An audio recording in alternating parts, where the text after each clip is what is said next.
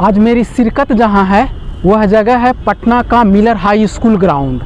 और इस जगह पे आज बिहार के बहुत बड़े नेता रहे स्वर्गीय कर्पूरी ठाकुर जी की जयंती मनाई जा रही है जनसुराज पार्टी के सौजन्य से। इसके पहले मुझे कर्पूरी ठाकुर जी के बारे में बस इतना ही पता था। फिर मैंने थोड़ा बहुत गूगल पर सर्च किया और मुझे जो जानकारी मिली वह इस प्रकार है। कर्पूरी ठाकुर बिहार के बहुत बड़े नेता रहे हैं और वे गरीबों, दलितों, वंचितों और पिछड़े लोगों के प्रति उनके मन में अपार सहानुभूति रही है।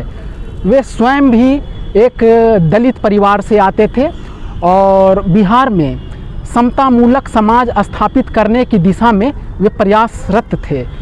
वे गांधी जी के विचारों से प्रभावित थे और 1942 के भारत छोड़ो आंदोलन में भी उन्होंने अपनी भूमिका निभाई थी, अपनी भागीदारी निभाई थी। बिहार में जब जेपी आंदोलन हुआ था तो उसमें भी कर्पूरी ठाकुर जी की एक भूमिका रही थी, राजनीतिक भूमिका। और साथ साथ किसी समय उन्होंने आमरण अनशन भी किया था राजनीति में रहते हुए लगभग 1 महीने तक। उन्हें बिहार का गैर कांग्रेसी मुख्यमंत्री बनने का, सबसे पहला मुख्यमंत्री बनने का श्रेय प्राप्त है। पर कर्पूरी ठाकुर को जिन 2 चीज़ों के लिए याद किया जाता है, स्मरण किया जाता है, वे 2 चीज़ें हैं कि एक तो वे बिहार में समतामूलक समाज स्थापित करने के लिए प्रयासरत थे और दूसरा उन्होंने राजनीति में रहते हुए जब वे राजनीति में चरम पर थे, शिखर पे थे, प्रकर्ष पर थे, तो कभी भी उन्होंने वंशवाद का विचारोपण नहीं किया था। यानी उन्होंने कभी भी अपने बच्चे को, अपने परिवार के लोगों को कभी भी राजनीति में उन्होंने स्थापित करने का काम नहीं किया।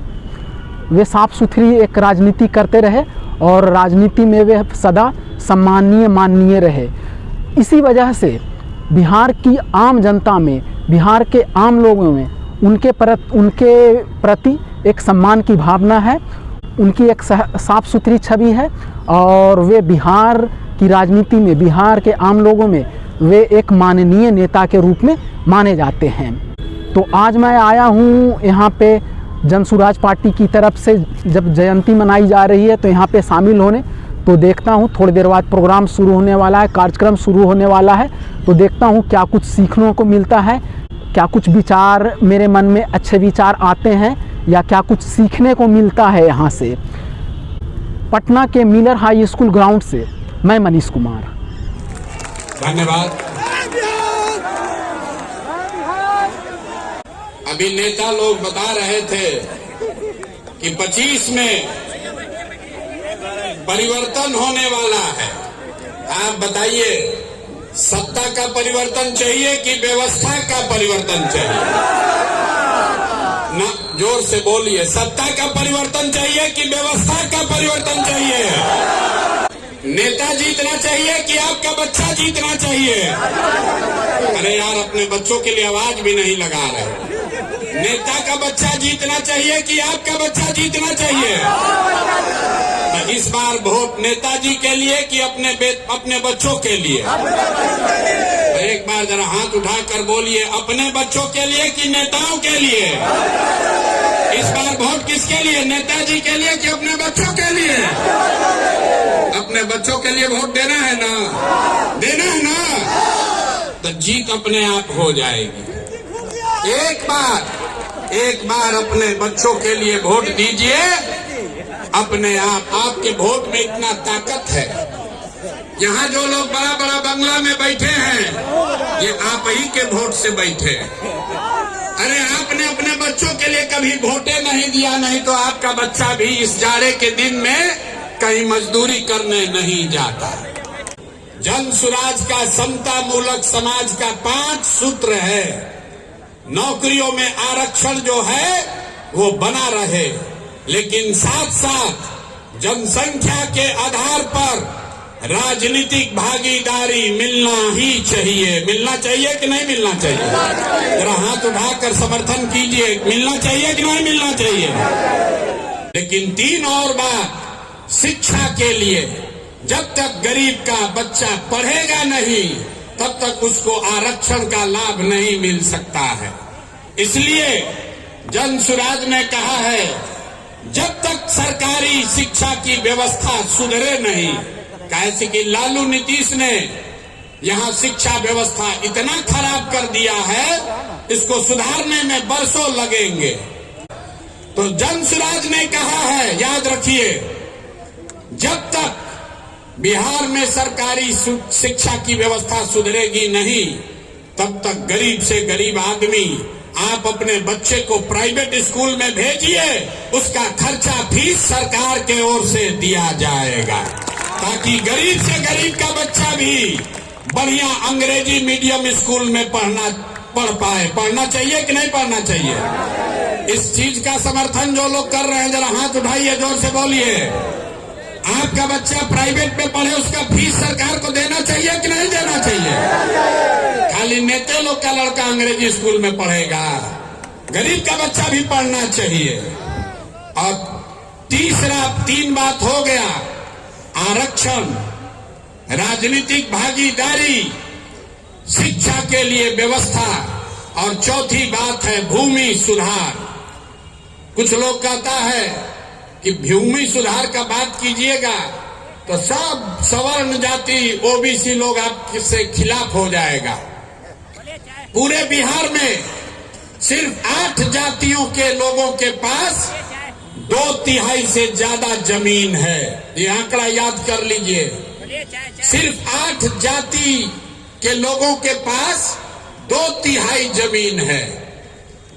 तो ये व्यवस्था बदलनी चाहिए।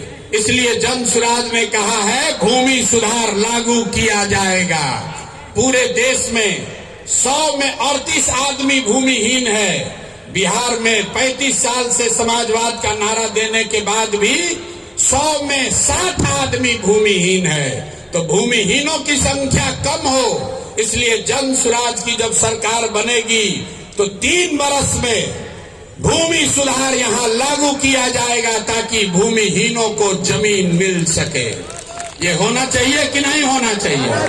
हम बात पूछ के करते हैं, जोर से बताओ भैया, होना चाहिए कि नहीं होना चाहिए? और जिसके पास जमीन है उसको डरने का जरूरत नहीं है। अभी आपके पास जमीन है, उसका आपको कोई लाभ नहीं है। उसका लाभ सीओ बीडीओ लूट रहा है आपको दाखिल खारिज सर्वे करके। एक बार भूमि सुधार लागू होगा तो जिसका जमीन है उसको भी फायदा है, और जो गरमजरुआ पड़ा हुआ है, बहुत सारा जमीन गलत बेनामी पड़ा हुआ है, उन जमीनों का इस्तेमाल करके गरीबों को यहाँ जमीन मुहैया कराया जा सकता है।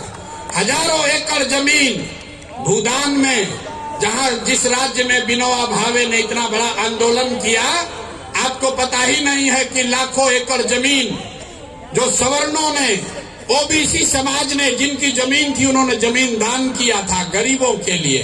विनोबा जी के कहने पर वो जमीन किसको मिला, किसी को नहीं पता। वो जमीन सब बंदर बांट कर दिया। लाखों एकड़ जमीन, किसी को पट्टा मिला, किसी को उसका उस पर काबिज करने का अधिकार ही नहीं मिला। इसलिए बिहार में भूमि सुधार लागू होना चाहिए। ये जनसुराज का समता मूलक समाज बनाने का चौथा आधार है।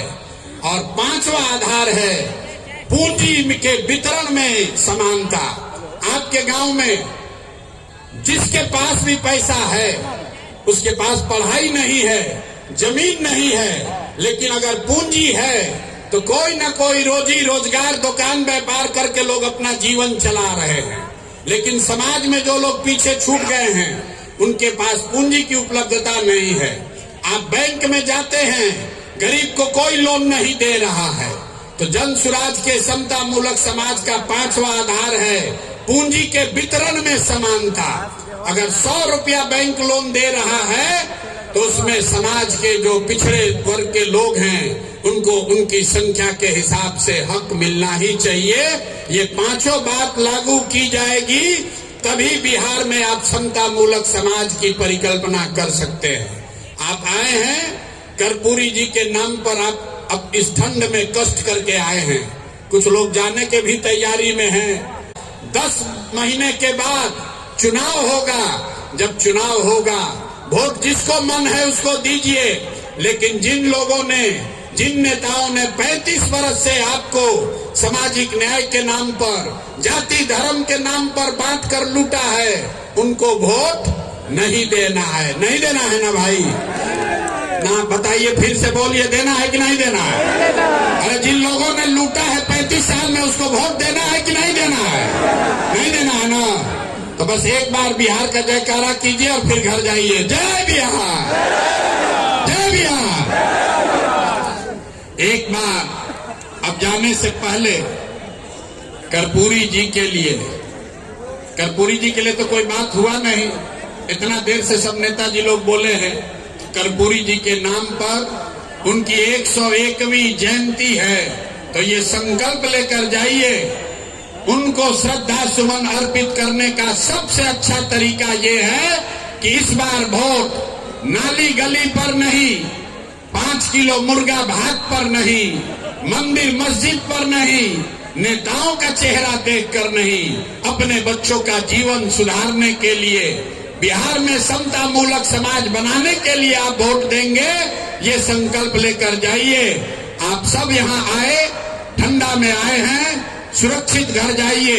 एक बार फिर से कर्पूरी जी के याद में मैं बोलूंगा, कर्पूरी जी अमर रहें, और आप जोर से वो नारा दोहराएंगे, कर्पूरी ठाकुर अमर रहे। ना आया आवाज यार, कर्पूरी ठाकुर अमर